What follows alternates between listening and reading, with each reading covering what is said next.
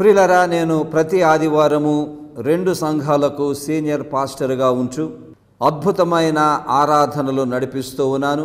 మొదటి ఆరాధన హైదరాబాద్ విజయనగర్ కాలనీలో న్యూ లైఫ్ కమ్యూనిటీ చర్చ్ ఉదయము 8 గంటలకు. అద్భుతమైన స్తుతి ఆరాధన, అభిషేకింపబడిన తైలాన్ని రాసి అనేక మంది కొరకై ప్రార్థన చేస్తున్నాను. యేసు ప్రభు అద్భుతముగా అనేకులను ఆశీర్వదిస్తూ ఉన్నారు. అంతేకాకుండా యేసు క్రీస్తు బోధ అద్భుతముగా బోధిస్తూ ఉన్నాను. ఆ బోధల్లో కొనసాగుతూ విశ్వాసులు దీవింపబడుతూ ఉన్నారు. ఈ ఆరాధనకు మిమ్మల్ని కూడా ఆహ్వానిస్తున్నాను. ప్రతి ఆదివారం ఉదయము 8 గంటలకు new life community church Vijayanagar colony Hyderabad. ఆ తరువాత trinity community church Tejaswi Nagar Attapur Hyderabad దైవారాధన ఉదయం 10:30 గంటలకు. అద్భుతమైన స్తుతి ఆరాధన, అభిషేకింపబడిన తైలాన్ని రాసి అనేక మంది కొరకై ప్రార్థన చేస్తున్నాను. యేసు ప్రభు అద్భుతముగా అనేకులను ఆశీర్వదిస్తూ ఉన్నారు. యేసు క్రీస్తు బోధ అద్భుతముగా బోధిస్తూ ఉన్నాను. ఆ బోధల్లో కొనసాగుతూ విశ్వాసులు దీవింపబడుతూ ఉన్నారు. ట్రినిటీ కమ్యూనిటీ చర్చ్ ఉదయము 10:30 గంటలకు జరిగే దైవారాధనకు మిమ్మల్ని కూడా ఆహ్వానిస్తున్నాను. రండి, పాల్గొనండి, యేసు ప్రభు ఆశీర్వాదాలు పొందండి.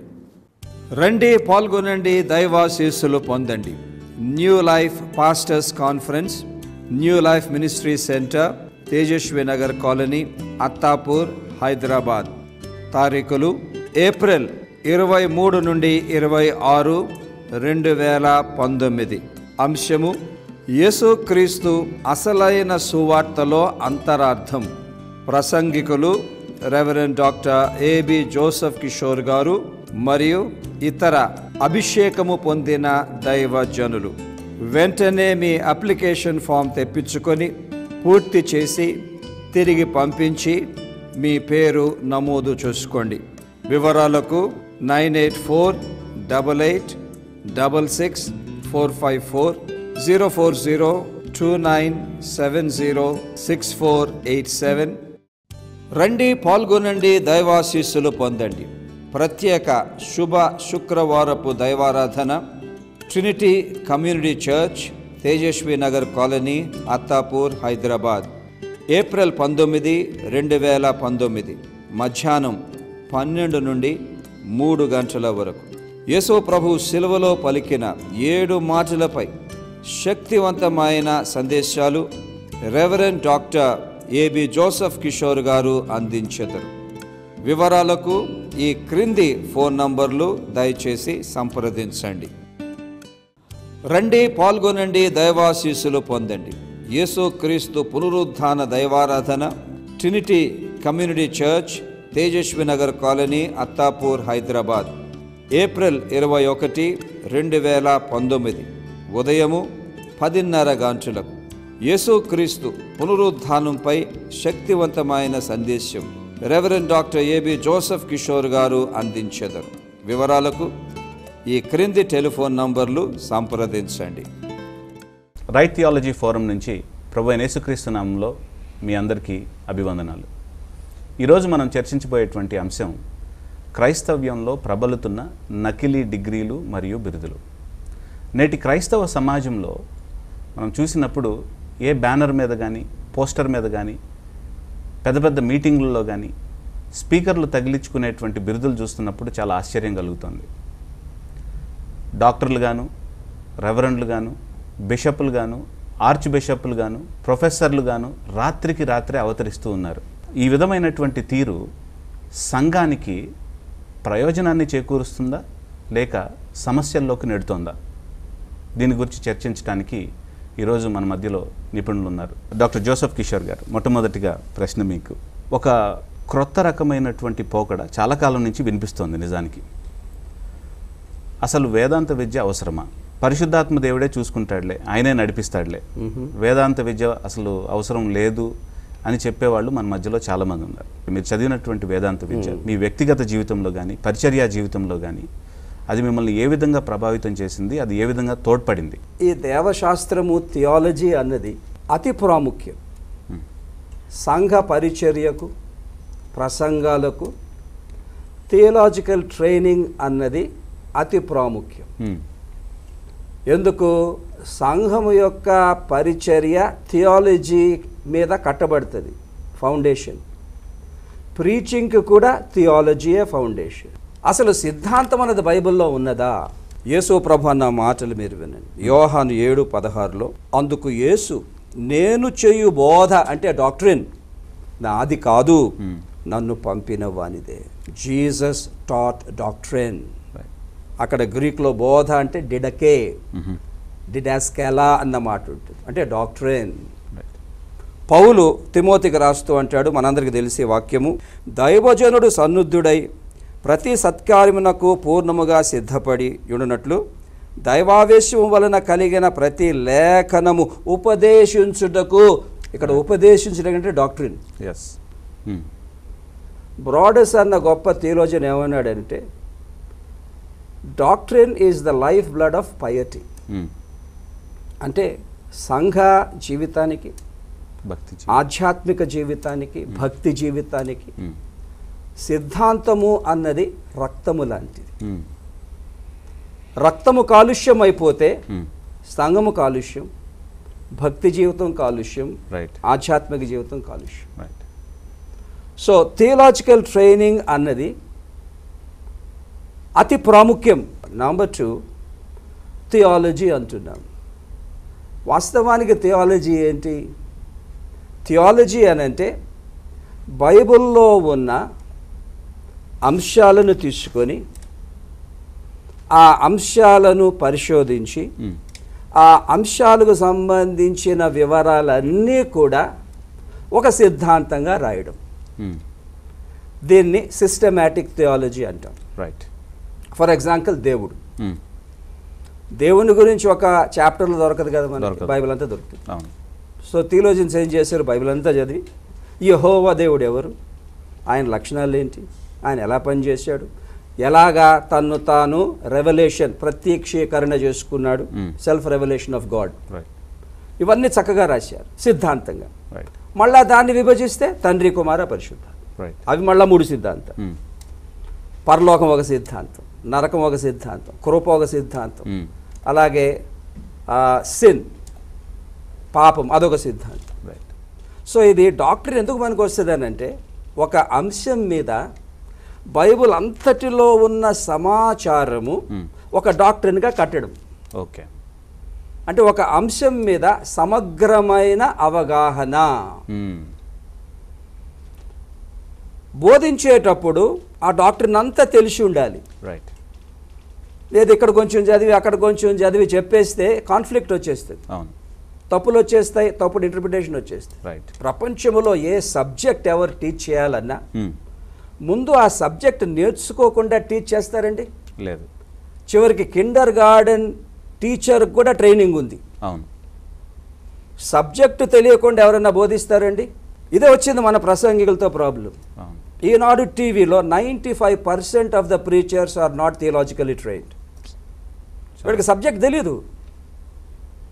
సబ్జెక్ట్ తెలియకుండా ఇక్కడ కొంచెం అక్కడ కొంచెం అక్కడ కొంచెం అని చెప్తే విశ్వాసులు మ్యాల్న్యూట్రిషన్, విశ్వాసంలో సన్నగిలిపోతారు. వారు చెప్పిందే వేదం అనుకుంటారు, తప్పుడు ఇంటర్ప్రిటేషన్. కనుక మీరు అన్న ప్రశ్నకు theology is very very important. ఇక్కడ మీరు అన్న పాయింట్కి ప్రశ్న ఏంటి అని అంటే, పరిశుద్ధాత్మ దేవుడే చెప్తాడు, రీజనరేషన్ గురించి చెప్తున్నావు, నేను ఆడికి సవాల్ చేస్తాను, బాబు రీజనరేషన్ గురించి చెప్పు, నీకు పరిశుద్ధాత్మ దేవుడు ఎంత చెప్తాడో నేను కూడా చూస్తాను. ఆ మాటే నీవు ఉన్నదని తెలియదు, ఇంకా పరిశుద్ధాత్మ ఏమని చెప్తాడు నీకు? ఇవన్నీ తప్పించుకోవడానికి మార్గాలే కానీ, అంటే చదవకుండా చెప్పేయడం, కష్టపడకుండా చెప్పేయడం, ఏదో నోటికి 2 మాటలు వచ్చాయి కదా చెప్పేయడం, వినేవాడు ఉన్నాడు కనుక చెప్పేయడం. నో, సిద్ధాంతం. సో టీవీలో చూస్తున్న వారికి నా విజ్ఞాపన ఏంటంటే, ముఖ్యంగా సంఘాలు నడిపించేవారు, బోధకులు, థియాలజీ చదవండి. థియాలజీ చదివితే తప్పులు రాకుండా ఉంటాయి, అంతా సమగ్రంగా చెప్తారు. కరెక్ట్ థియాలజీ, ఈవెంజలికల్ థియాలజీ మీరు చెప్తారు. ఒక వార్నింగ్ మీ అందరికీ తెలుసు, బైబిల్లో ఉన్నది నేను ఇస్తున్నాను. యాకోబు 3:1, నా సహోదరులారా, బోధకులమైన మనము మరి కఠినమైన తీర్పు పొందుదామని తెలుసుకొని మీలో అనేకులు బోధకులు కాకుండా ఈ తీర్పు తప్పకుండా వస్తుంది. ఎందుకంటే దేవుని మాట కాకుండా దేవుని మాటగా మీ మాట చెప్పినా నా మాట చెప్పినా దేవుడు శిక్షిస్తాడు.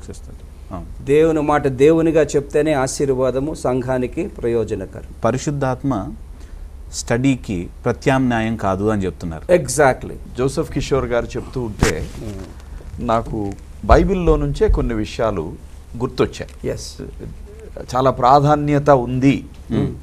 ఏది ఈ ట్రైనింగ్ యొక్క అవసరత అనేది అండర్లైన్ చేసే విషయాలు మనకి బైబిల్లో కనిపిస్తున్నాయి.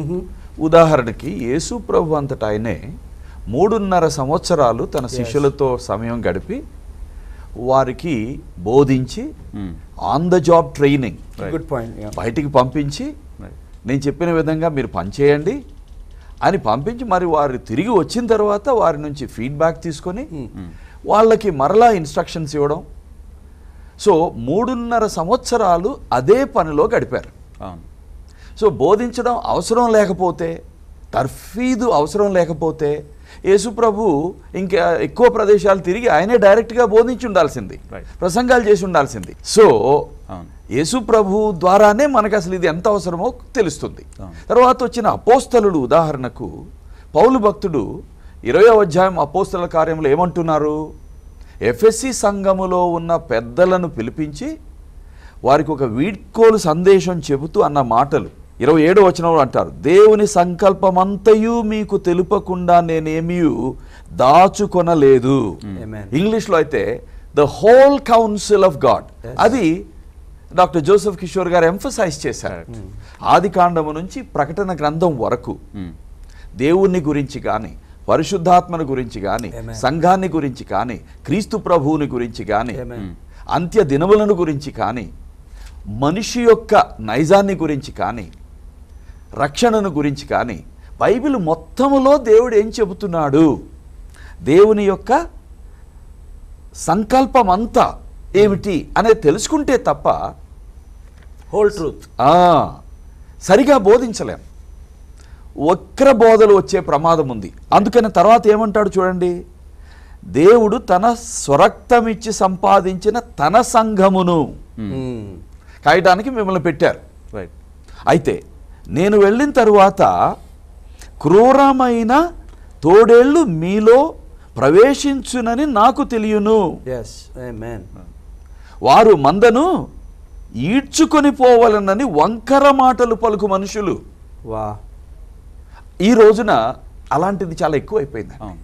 కాబట్టి సంఘ నాయకులు, కాపరులు, బోధనా వరము కలిగిన వారు ఇవన్నిటినీ గమనించి మంచిగా అధ్యయనం చేసి తర్బీదు పొంది చక్కగా వక్రీకరణ లేకుండా సంఘ శ్రేయోభివృద్ధి కొరకు ఆరోగ్యకరమైన బోధ చేయాల్సిన అవసరం ఉంది అని అప్పుడే అండర్లైన్ చేశారు. అందుకే తిమోతికి రాస్తారు, సత్యవాక్యమును సరిగా విభజించుటలో నీవు కష్టపడు, అప్పుడు దేవుడు నిన్ను అంగీకరిస్తాడు తిమోతి. ఎందుకని? సరిగా కాకుండా వక్రీకరించి విభజించి బోధించే వాళ్ళు అప్పటికే చాలామంది ఉన్నారు. దొంగ బోధకులు, దొంగ అపోస్తలులు, దొంగ ప్రవక్తలు అప్పటికే ఉన్నారు.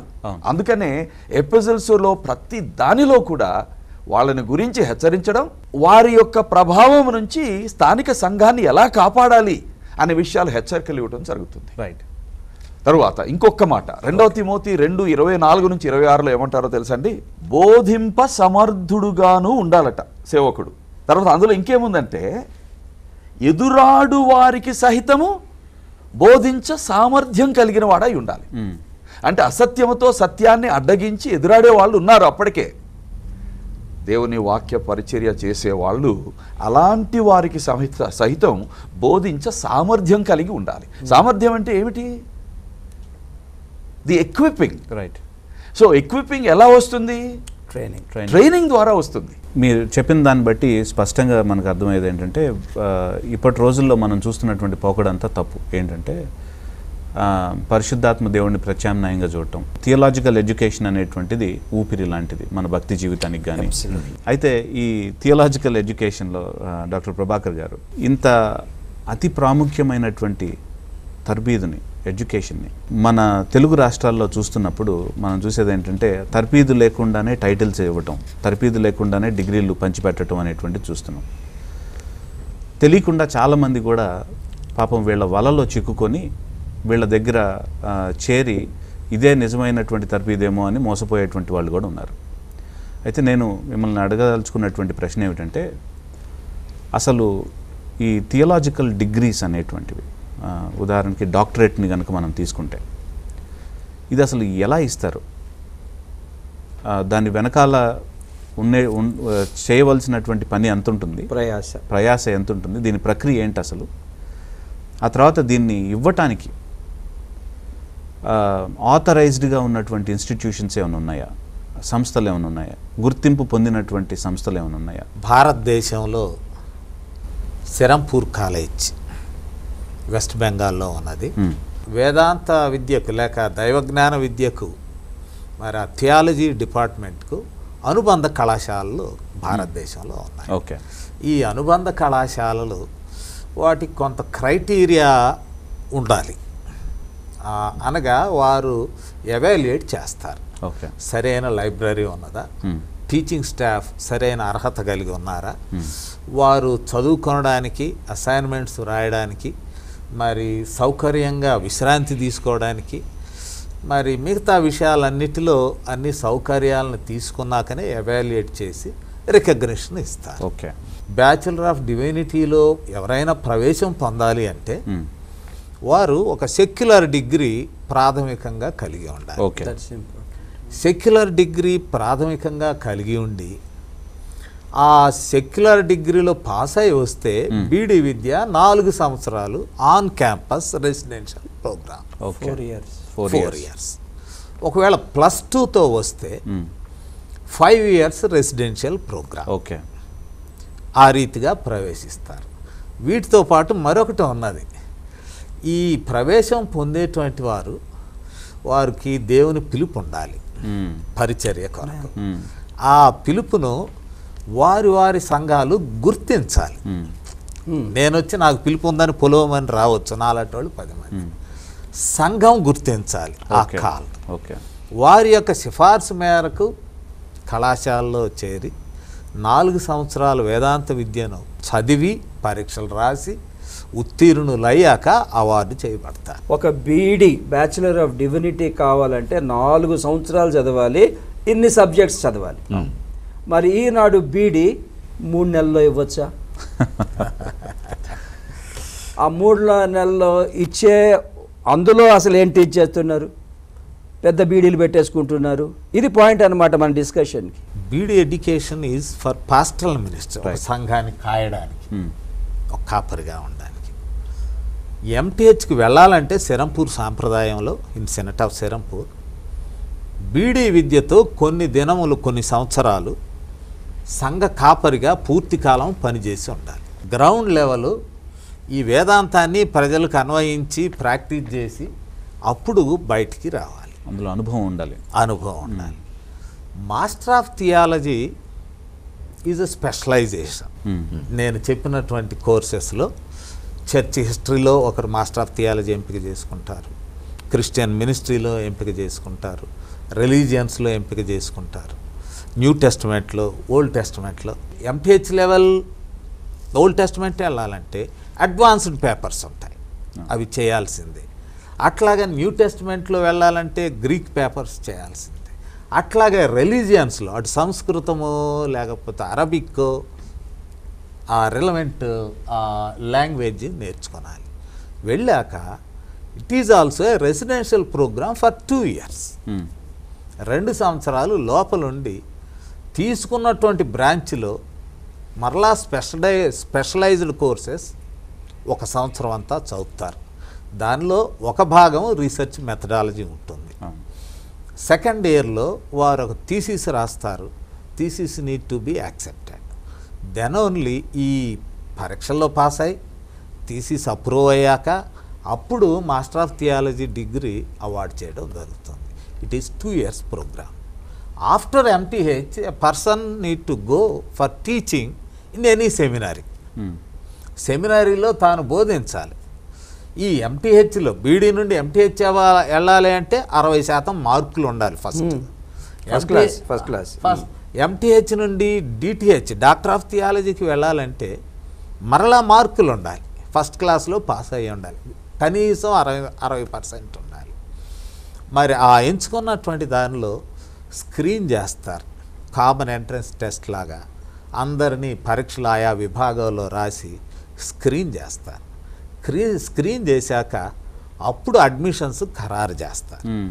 అడ్మిషన్స్ ఖరారు చేశాక ఏ కాలేజీలో రిసోర్సెస్ ఉన్నాయో, క్వాలిఫైడ్ ప్రొఫెసర్స్ ఉన్నారో అక్కడకు వారిని మొబిలైజ్ చేస్తారు. ఓకే, వారిని మొబిలైజ్ చేశాక they will not be registered as research candidate unless they complete the preliminary assignments. Okay, they need to right 2 strong research papers, need to B approved. వాళ్ళు pass కావాలి, పరిశోధన వ్యాసాలని రాయాలి. అంటే రీసెర్చ్ మెథడ్ పర్ఫెక్ట్గా ఉన్నాడా లేదా, పరిశోధన విధానం కరెక్ట్గా ఉందా లేదా, గైడ్ యాక్సెప్ట్ చేయాలి. ఇద్దరు వెనుకుంటారు, ఎవరు ఎన్ని ఎగ్జామిన్ చేస్తున్నారు ఆ క్యాండిడేట్కి తెలియదు. ముగ్గురు కలిసి ఆమోదించాక అప్పుడు the person will be allowed to write proposal for that research program. ఆ ప్రపోజల్ 3rd పేపర్ అది మరలా చర్చకు పెడతారు. మొత్తం వస్తారు యూనివర్సిటీలో ఉన్న పరిశోధకులు, ఆయన ఏ విషయం పరిశోధన కొరకు ప్రపోజల్ పెట్టినారో వీరు చర్చించి ఆమోదించాలి. ఆమోదించిన తర్వాత then the person will be registered as a research student, scholar. అప్పుడు రిజిస్టర్ చేసుకున్నాక then the person begins to write thesis. అది సిరంపూర్లో అయితే 8 ఏళ్ల పిహెచ్డి 8 ఏళ్ల సమయం ఇస్తారు. 8 ఏళ్ల లోపు పూర్తి చేయగలిగితే మంచిది.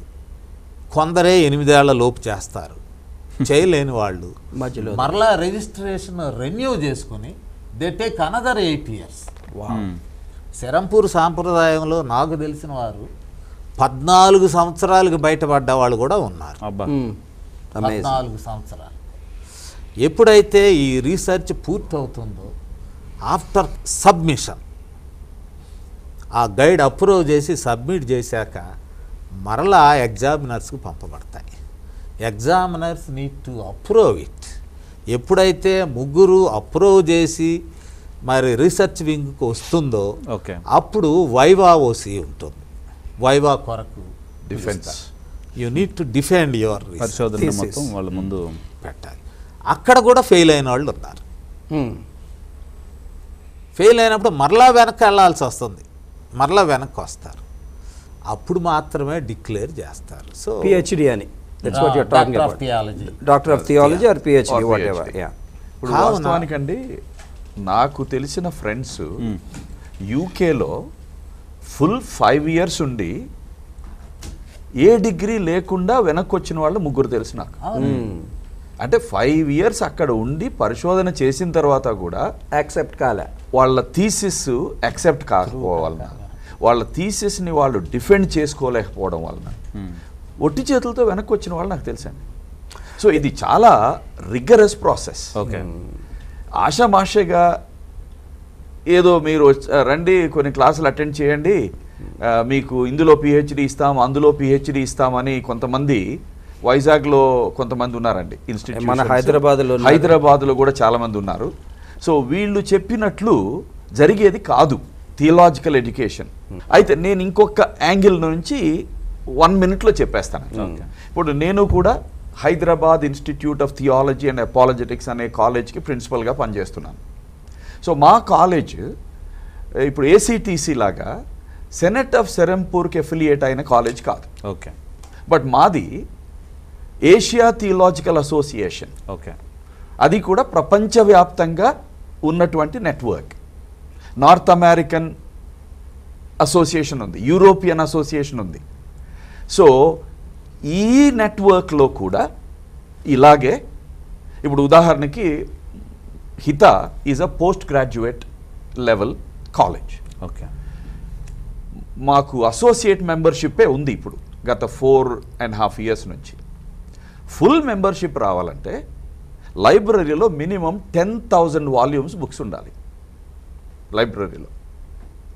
తరువాత లైబ్రరీ సిస్టమ్ మొత్తం కూడా కంప్యూటరైజ్ అవ్వాలి. సో ఈ విధంగా అక్రెడిటేషన్ అనేది కూడా చాలా రిగరస్ ప్రాసెస్. చాలామంది ఇలాంటి అక్రెడిటేషన్ గుర్తింపు లేకుండానే ప్రజలను మోసం చేస్తూ ఏదో కాలక్షేపంగా వాళ్ళకు వచ్చినది చెప్పడం, వాళ్ళకు చెప్పడానికి బోధించడానికి వాళ్ళ క్వాలిఫికేషన్ ఉండదు. ఎందుకంటే ఒక లెవెల్కి బోధించాలంటే దాని పై లెవెల్ డిగ్రీస్ ఉండాలి. అవేమి లేకుండా డిగ్రీసు అమ్ముతున్నటువంటి పరిస్థితి చాలా ఎక్కువగా కనిపిస్తుంది. సో సెనేట్ ఆఫ్ సిరంపూర్ ఒకటి, ఇటేమో ఏషియా థియలాజికల్ అసోసియేషన్ ఒకటి. ఈ రెండు మెయిన్ అక్రెడిటింగ్ బాడీస్. మన ఏషియన్ కాంటెక్స్ట్లో కానీ ఇండియన్ కాంటెక్స్ట్లో కానీ. క్రైస్తవ్యంలో ప్రబలుతున్నటువంటి నకిలీ డిగ్రీలు మరియు బిరుదులు అనేటువంటి కార్యక్రమంలో భాగంగా సంఘం ఎదుర్కొంటున్నటువంటి ఈ సవాలుకు సంబంధించినటువంటి అనేకమైన ప్రశ్నలకి మనం సమాధానాలు చూసాం ఇప్పటి వరకు. అయితే ఇదే టాపిక్ మీద మరికొన్ని ప్రశ్నలకు స్పష్టమైనటువంటి సమాధానాలను వాక్యపు వెలుగులో చూడటానికి నెక్స్ట్ సాటర్డే రాత్రి 10 గంటలకు ఇదే ఛానల్లో కలుసుకుందాం. ప్రియ సోదరి సోదరుడా, చాలా ప్రాముఖ్యమైన చర్చను మీ ముందు ఉంచాను. ఈనాడు మన తెలుగు క్రైస్తవ సంఘాలు పరిచర్యలు ఎదుర్కొంటున్న ఒక ప్రాముఖ్యమైన సమస్య. మరి ఈ చర్చకు సంబంధించిన మీ సలహాలు, సూచనలు, అభిప్రాయాలు తప్పకుండా మాకు తెలియచేయండి. ఇప్పుడు స్క్రీన్ మీద వస్తున్న ఆ నంబర్లు ఏదన్నా మీరు కాల్ చేసి మాతో మీరు సంప్రదించవచ్చు.